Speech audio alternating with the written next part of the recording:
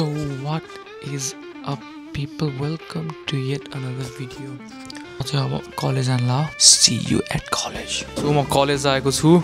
So अब यहाँ हामी सबजना डिलेमामा परिरहेछ. इलिङटन जात्रामा जाने कि रिनफको खयरको पार्टीमा जाने? दाजु के गर्ने हो? दुईटैमा जाने हो. दुईटामा किन नि? अब दुईटै म्यानेज गर्नु पर्यो नि त. अब तिमी के गर्छौ? जात्रामा जान्छौ कि रिनफकोमा जान्छौ? प्लान त दुबईमा जाने. तिमी रिनफकोमा जान्छौ कि जात्राकोमा जान्छौ? रिनफकोमा. वाउ. ल खयर भाइ के होला छ तिम्रो मामा कहिले आउनु भयो तिम्रो? पर्सि आउनु लाग्यो के भनेको. के ल्याइदिला छ सामान? के भन्दैन ल भन हैन अलि हिन्ट्स त नि हिन्ट्स. मलाई उज्बेकिस्तान गएर खै आयो त केही. या सो अब म घर आएन अनि लन्च खाएर एकछिन आई टुक अ न्याप. अनि अब चाहिँ प्लान के छ भन्दाखेरि आज बिस्के जात्रा रहेछ अनि जात्रा हेर्न जाने भन्दै भइरहेको थियो प्लान. तर इट्स गन रेन. गोकुललाई जान्ला रिनोको घर त्यही हो भक्तपुरमा. सो त्यही जान्ला हो म गोकुललाई जान्ला. So let's see के हुन्छ आज. I'll meet you guys in the gym now.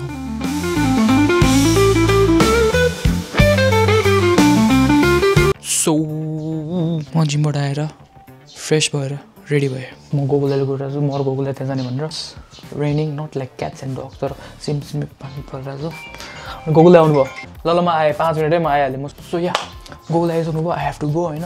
त्यहाँ भक्तपुर जानु छ रिनोको घरमा आज भोज खानु छ. So that's the plan today. अनि आई डोन्ट नो कसरी खिच्ने किनकि पानी परिरहेको छ. त्यसपछि गोपुरले मात्रै खिच्नु मिल्छ जस्तो लाग्यो किनकि अजमो र क्यामेरा लिएर कसरी खिच्ने पानी परिरहेको छ. I don't know. सो या अब त्यही गरेर भेटौँ. नमस्ते. ल कहाँ जानु ल? भक्तपुर जात्रा हेर्न. ल अब त्यहाँ पुगेपछि पुग्नु है. ल बाई. सो हामी भक्तपुर आयौँ. खयरगोलीको घरतिर आयौँ. जोस् खयरगोलीलाई म्याप देखाउन आउनु रहेछ. लाइभ लोकेसन सेयर गर्न नि आउनु. गुगलबाट गएर भनेर चाहिँ वाट्सएपबाट पठाइरहेको छ पागल जसरी. अहिले चाहिँ हामी खय भाइको घरमा हो होइन. देख्नु चाहिँ एकदमै ट्रेडिसनल नेवारी घर छ होइन. खयर भाइ अब चाहिँ हामी कहाँ जान्ला खयर भाइ? लेसिङ खेल. अब सुरु भयो नि त. तिमी के चलाउनु लाग्यो? के चलाउनु मन? खयरगोलीलाई चाहिँ मैले ट्रस्ट गरेर आफ्नो अजमो दिइरहेको छु. दाइले चाहिँ मलाई ट्रस्ट गरेर आफ्नो क्यामेरा दिइराख्नु भएको छ. अब चाहिँ हामी हिँड्दैछौँ के अरे रथ हेर्न जानु लाग्छौँ. मेरो हातमा क्यामेरा छ. Duty I'm on camera duty होइन. अनि खयर भाइ चाहिँ अजमो ड्युटीमा छ. नेपालमा मात्रै हुन्छ 1 एक्सपर्ट. अब यो 1 एक्सपर्ट धेरै नदेखाउ न त फेरि मान्छेले लखाट्छ यहाँ. सो यहाँ लिङ्गो भइरहेछ अनि हामी चाहिँ एकदम क्राउडेड छ. दामी माछामा रथ हेर्न फेरि आउन साथ उल्टो फर्केर भाग्नुपर्छ फेरि. ल ल दम त्यसो भयो है. अब हामी त्यही गरेर भेटौँ ल. क्यामेरा हल्का भित्र हाल न चल्दै होइन. ठेलमा क्यामेरा छ नि त. मोबाइल मात्रै भएको भए त केही हुन्थेन. अब छाँटकाट हेर्दाखेरि रथ आउला जस्तो छ. तलै जाउँ होला हामी चाहिँ है. अब तलै गएर भेटौँला. अब मान्छेहरू पनि फर्किन थाल्यो. हामी चाहिँ अब रथ तल आउनु लागिसक्यो अनि हामी हतारमा च्यापिन्न भन्नु किनकि ग्याजेटहरू एकदम धेरै छ हामीसँग. त्यही भएर अलिकति होसियार भएर हामी यतातिर आएछौँ. एकदम भिडभाड छ एज यु क्यान सी. अब अलिकति गाह्रै हुन्छ जस्तो लाग्यो खिच्न पनि तर विल ट्राई आवर बेस्ट. त्यो बाटो त्यो खाल्टो चाहिँ किन बनाएको बाटोमा अरू चाहिँ थाहा छैन तर लास्ट इयर पनि आउँदाखेरि रथ चाहिँ त्यसमै लिएर आएको थियो. यही बाटो हुँदै लिएर आएको. त्यहाँ 2-4जना बाँदरहरू पनि छ कि होइन. तिनीहरू चाहिँ त्यो ठुलो लिङ्ग चढ्ने त्यस्तै हो. त्यो सानो चाहिँ त्यहाँ त्यो राखेर यसो सक्छ कि भनेर आसमा चढिरहेको छ. त्यो उता देखाएको चाहिँ सबभन्दा ठुलो हो कि त्यो चाहिँ. त्यसै सानसानो हुन्छ. अलिकति उचाल्छ त्यो राख्छ पिरामिड जस्तै उचाल्न खोज्छ कि. अब मलाई यो हेर्दा त जात्रामा होइन म चाहिँ बिहामा जस्तो लाग्यो मलाई. यो भ्लग हो र मेरो नि अब न्यु इयर्समा भ्लग आउनु लाग्छ. मेरो नि च्यानल खोल्न लाग्छ. Do watch. मैले खिचिसकेँ. अब एडिट गर्न बाँकी छ. अब आउँदैछ न्यु इयर्समा. फर्स्ट टाइम अचम्महरू छ. यहाँ चुकेले आफ्नो अजमो 100-150 मिटर जति हामीलाई छोडिदिएको छ टाढा ट्रस्टमा. यो त लगभग मुटुबाटै मान्छेबाट मुटु निकाले जस्तो हुन्छ.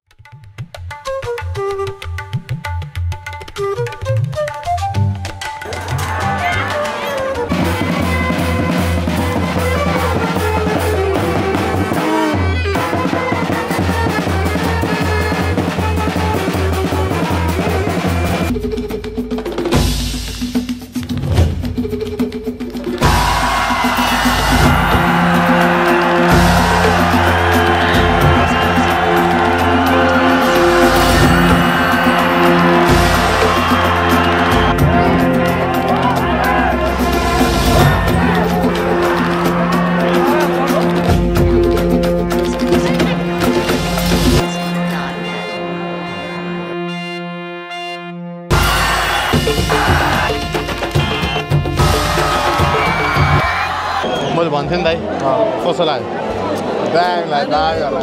चुकेले चाहिँ हेर्न पाएन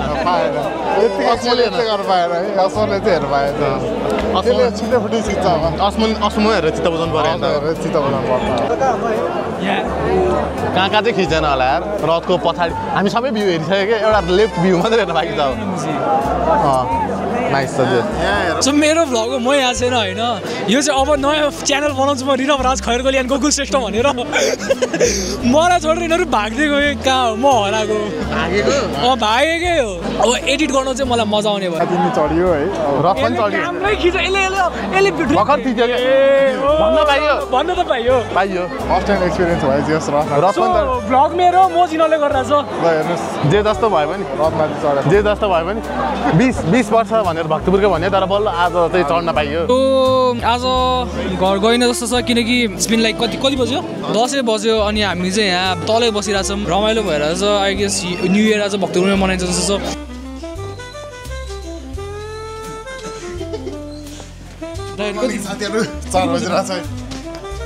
कति बज्छ भाइ अहिले खानाको 4 ल के भन्छ न्यू इयर